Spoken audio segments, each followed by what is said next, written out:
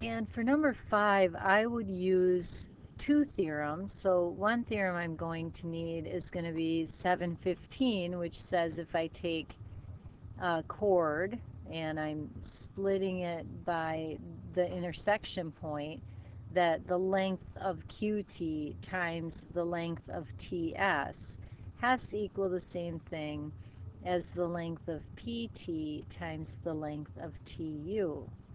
But then I also have this secant line and tangent running from the same point V. So I'm going to put both these theorems, 715 and 717, up here because either one might come in handy. So it's telling me here that the length from P to T is 5.3. So I'm just going to fill that in with a 5.3.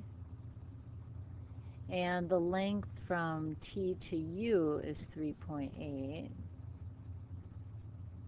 And the length from U to V is 6.4. And we're supposed to solve for the measure of VS, and round to the nearest hundredth. So this is what we're trying to solve for.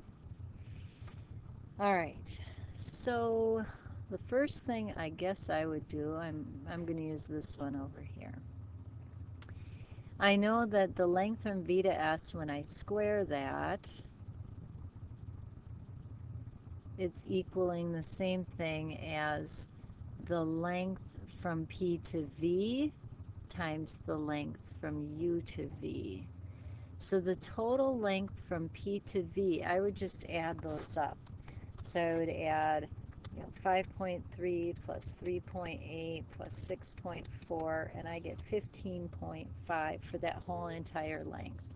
So from P to V, is 15.5.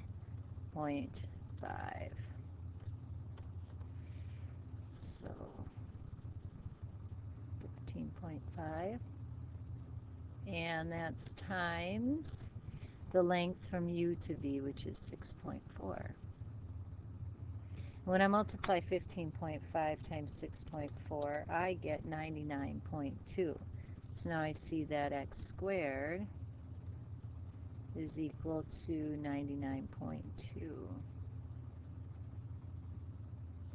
And so then I would take the square root of 99.2.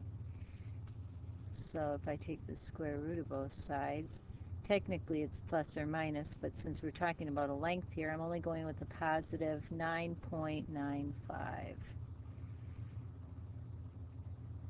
Actually 9.96 if I apply the rounding rules. So the answer there is that x equals 9.96.